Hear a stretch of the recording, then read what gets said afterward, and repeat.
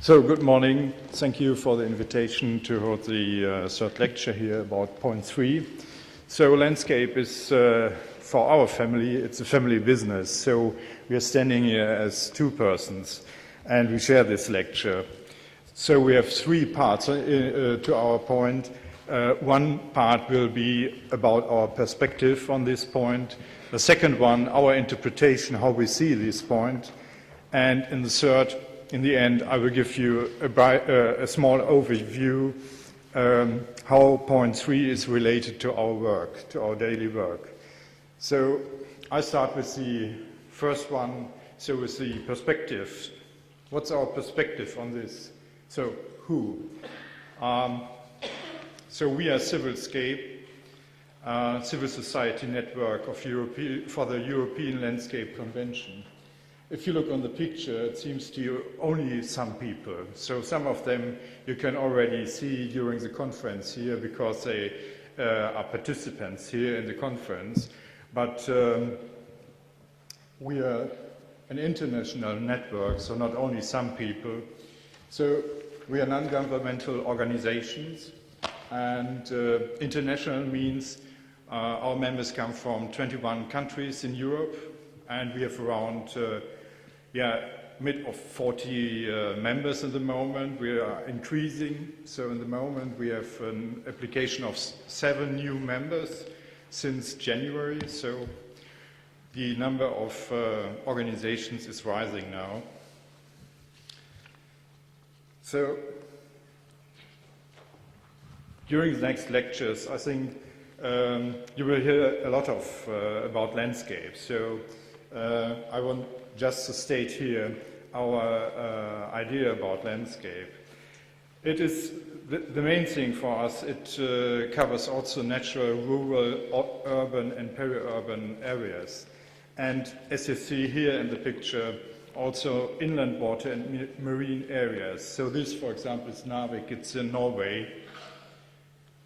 But also, it's not only about the landscape of outstanding beauty, it's also about landscapes that are devastated and degraded. So this is a picture from Germany. That's Garzweiler. That's one of the biggest brown coal pit. It's a big hole in the middle of Europe. So it's 400 meters deep, for example.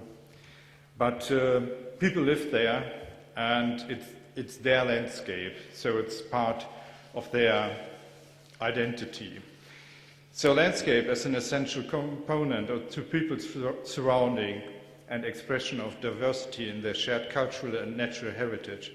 It's, in our view, a foundation of their identity.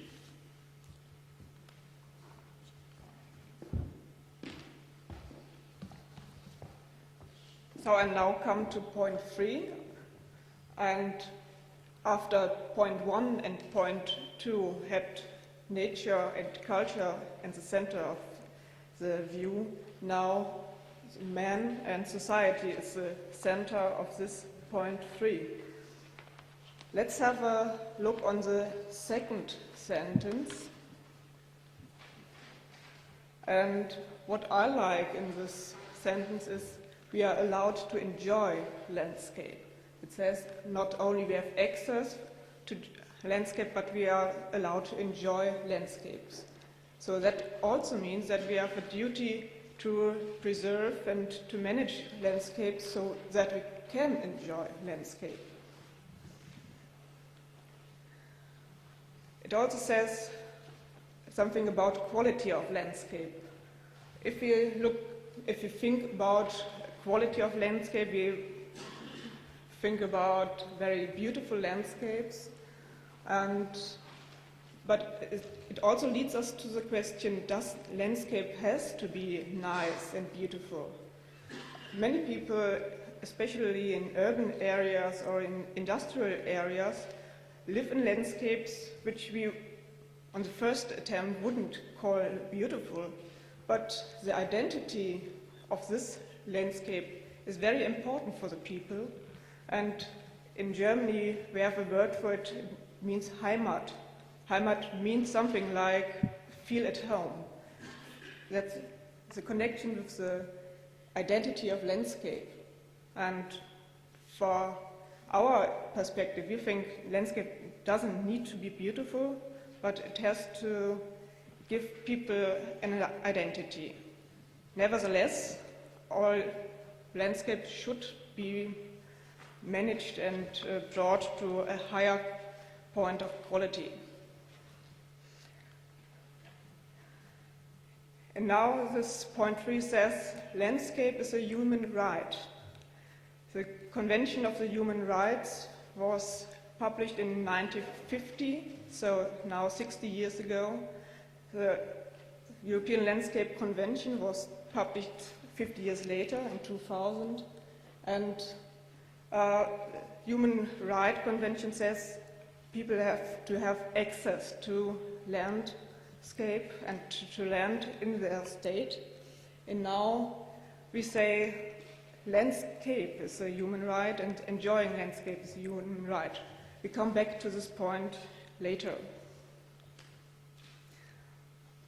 Point 3 says landscape can be seen from different perspectives, such as natural, such as from the perspective of the tourist. Landscape is also an economic resource, and landscape is important for the social and for our society. It's also a resource for culture and for moral points as well.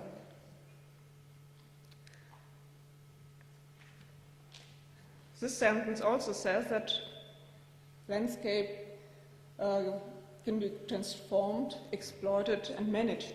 So all these three verbs say landscape is changing.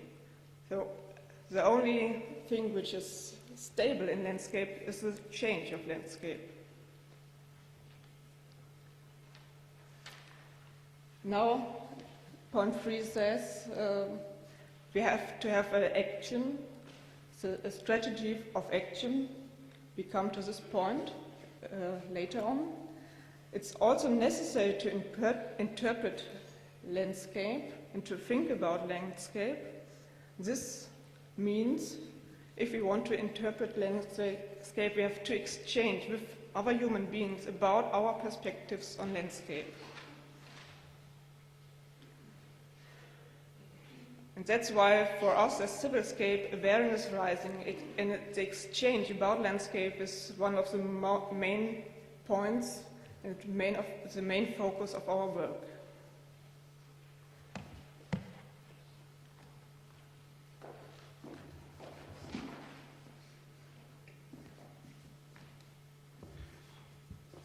So, how is it related to our daily work? Let's say it in this way. So, I just choose 3 points we are working on.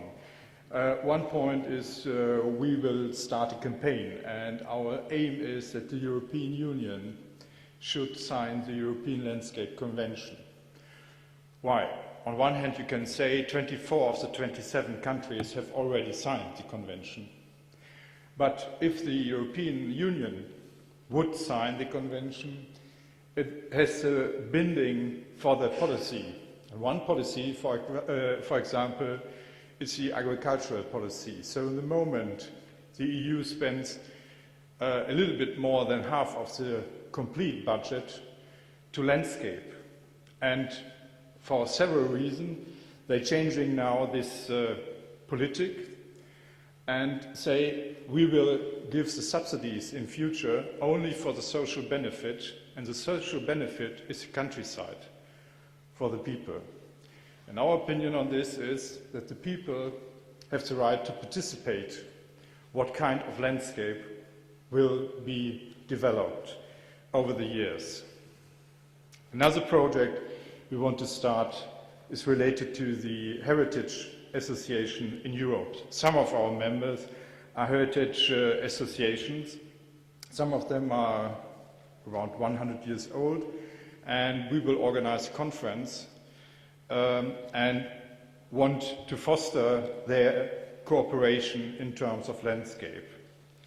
And one goal they already have mentioned that they want to reach is to prepare a campaign about the European landscape element of the year. So the basic idea is just to choose one element from the landscape in Europe, all over Europe, and to promote it as a European landscape element of the year, to do awareness raising for landscape, and also to start talking about the different elements of landscape all over Europe. So, thank you for this.